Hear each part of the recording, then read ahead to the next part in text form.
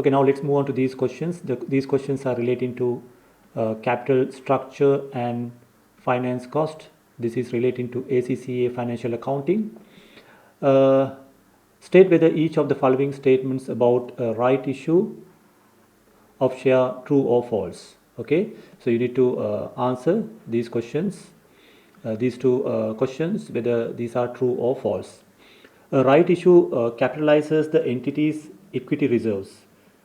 No, it does not capitalize, because the right issue is normally issued to the existing shareholders at a discounted price compared to the market value, market price. So therefore, it does not capitalize the entity's equity reserves, which can be a disadvantage, as this can reduce the amount of reserves. Now, we don't transfer the reserve to the equity account. That is known as bonus share issue. So the right issue, we receive cash and we have to create a liability. So therefore, this is false. A right issue is offered to the existing shareholders. Yes. Is usually at a discounted price. Yes. Compared to the nominal value of share. No. Compared to the market price. The market price. So therefore, the answer is false. So next question. Which two items within the statement of financial position or the balance sheet would change immediately following the issue of redeemable preference shares? So redeemable preference shares is a liability. Please remember, this is a liability, because once it is the period is over, we need to settle to the preference shareholders. So therefore, what is the immediate change to the financial position? Once it is issued, the company will receive cash. So therefore, it will impact the bank account, and also you create a liability. So therefore, it will be a long-term liability, which is basically more than 1 year, the long-term liability. So immediately these two accounts will change. Usually you debit the bank account and you credit the long-term liability account. So it will not have an impact on retained earnings immediately, and also the finance cost immediately, and equity account also. So the impact will be in bank account and the long-term debt account.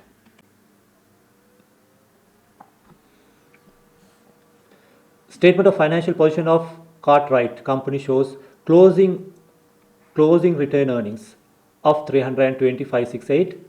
The statement of profit or loss showed a profit of 79,285. Cartwright Company paid last year's dividend of 12,200 during the year, and proposed dividend 13,500 at the year end. This had not been approved by the shareholders at the end of the year. What is the opening retained earnings? Okay, so now you are given the closing retained earnings. Okay, so if you identify opening retained earnings, you need to identify to the opening retained earnings whatever the profit you earn, you have to add back. Okay, so the profit has to be profit or loss. If it is a profit, you need to add back. It's a loss, you have to deduct. And whatever the dividend paid during the period, dividend paid has to be deducted. Okay, so then you will arrive at this closing retained earnings. So closing retained earnings are given 320,568. Okay, and also dividend paid is given 12,200. So that amount has to be deducted from the opening retained earnings, and also you need to add back the profit 79,285 from the opening retained earnings. But the opening retained earning is not given. So therefore, what you need to do to arrive at opening retained earnings, so you have to reverse these entries. So 320,568 you need to add back. You add back this and you deduct this amount to arrive at the opening retained earnings. So once you do that, your answer will be 320,568 plus 12,200 minus 79,285. So it is 253,483. So this is the correct answer. Okay. Now next question. Gearing company had profit before tax 68,000 and a tax charge of 32,000, resulting in a profit of profit for the year of 36,000. So 68,000 minus 32,000 will be 36,000 for the year ended 30th April 2005. In addition to the profit above, gearing company paid a dividend 21,000 during the year. A gain on revaluation of land resulted in revaluation surplus of 18,000.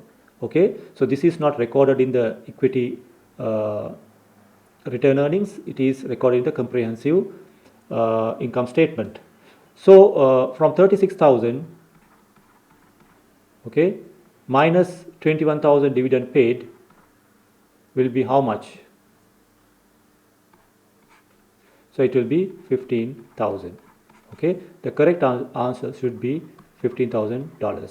What total amount will be added to retained earnings at the end of the financial year? So that's going to be 15,000. Okay. Now next question.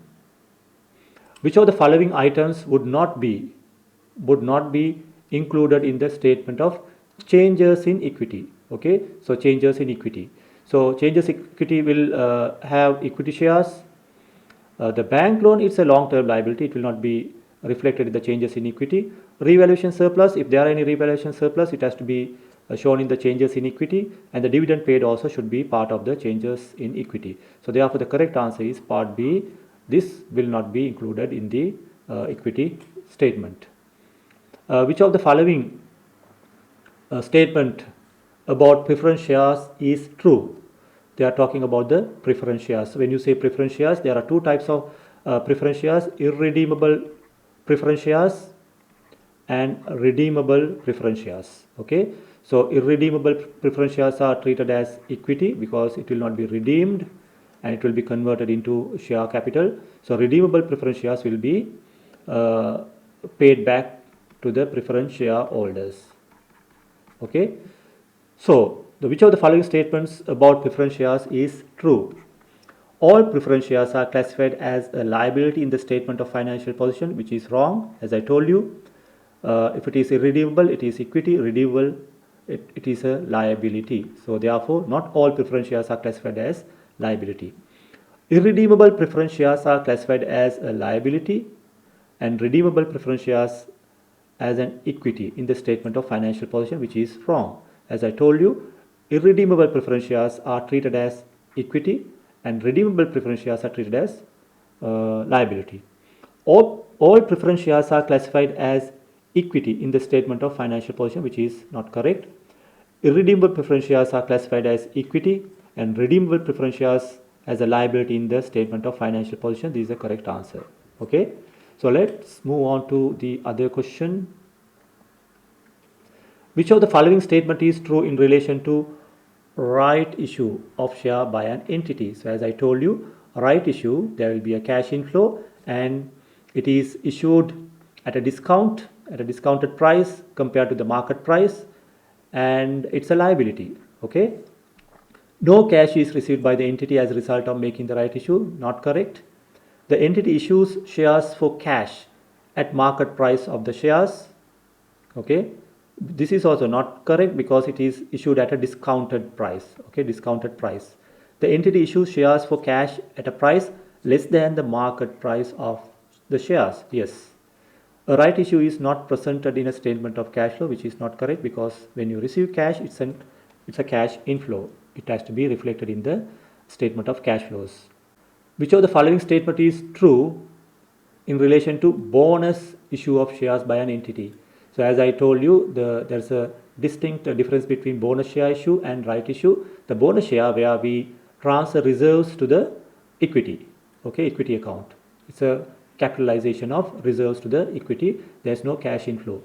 Entity issues shares for cash at a price less than the market price of the shares. No, this is not bonus share. This is what do you call? This is not bonus share issue. This is what do you call? We call it a right issue. Entity issues shares for cash at a market price of the shares. No, not correct. No cash is received by the entity as a result of making the bonus issue. Yes, this is correct. A bonus issue will be presented in a statement of cash flow. No, there is no cash inflow. Okay, now let's move on to the next question. State whether each of the following statements about dividend true or false. Dividends paid by an entity are excluded from the statement of changes in equity? False. This is false. Dividends received by an entity are included in the statement of changes in equity? No, it's in the are included in the statement of, yes, this is not included in the statement of changes in equity. It's false. Dividend received by an entity are excluded from the statement of changes in equity? Yes, true. This is part of your income statement. Dividend paid by an entity are included in the statement of changes in equity. A dividend paid has to be in the statement of changes in equity. Okay, now when an entity pays a dividend, what accounting entries are required to account for the transaction? So when the dividend is paid, you need to credit the bank and you need to debit the retained earnings. Okay, so share capital debit, no. Bank. Share premium, no. Bank. Retained earnings has to be debited and the bank has to be credited. So correct answer is C. Next question. Entity made an issue of 20,000 ordinary shares, $1 equity shares at a price of 1.75. So there is a premium of 0.75. Okay. So what accounting entries are required to record the issue of shares? So basically 20,000 times 1 will be the equity, which is 20,000, and 20,000 times 0.75 will be share premium, which is going to be 15,000, and the entire amount of 35,000 will be debited to the bank. So therefore the correct entry will be debit bank, credit share capital, no. Debit share capital, no. Debit bank 35, credit share premium 20,000, no. Debit bank account 35,000, credit share capital 20,000, credit share premium account 15,000. This is the correct answer. An entity, Taylor Company, issued 250,000 equity shares with a nominal value of 0.50 each and a share premium account balance of $100,000. So there is a share premium account, and what accounting entries are required of Taylor Company was to make bonus issue of 1 share for held. Okay, so now there are total number of shares 250,000. So 4 shares, 1 share is issued for 4 shares held. So therefore the total number of shares will be bonus shares will be 250 divided by 4, which is 62,500, and that is issued at the nominal value of 0.5. So times 0.5, how much is that? 31,000. This is 62,500.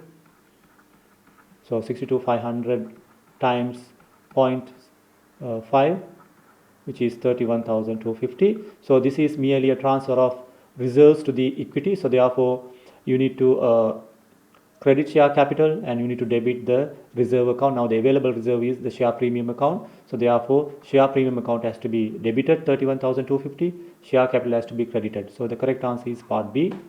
The next one, which of the following statements are correct?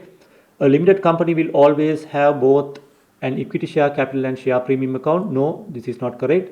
It will have an equity share capital account, but it may have a share premium account provided they issue at a share premium. So therefore this is not the correct answer. A limited company will always have an equity share capital, yes, and may also have a share premium account. Yes, if you issued at a share premium, yes, you will have a share premium account. A limited company will always have either a share premium account or a revaluation surplus account, which is not correct. So you may have a share premium or you may have a revaluation reserve account. So therefore the correct answer is part B. Which of the following would not be included in the statement of changes in equity? So would not be included in the statement of changes in equity. So share premium will be included, revaluation reserve will be there, irredeemable preference shares will be there. Redeemable preference shares is a liability. It's not part of the equity. So therefore the correct answer is D. Okay.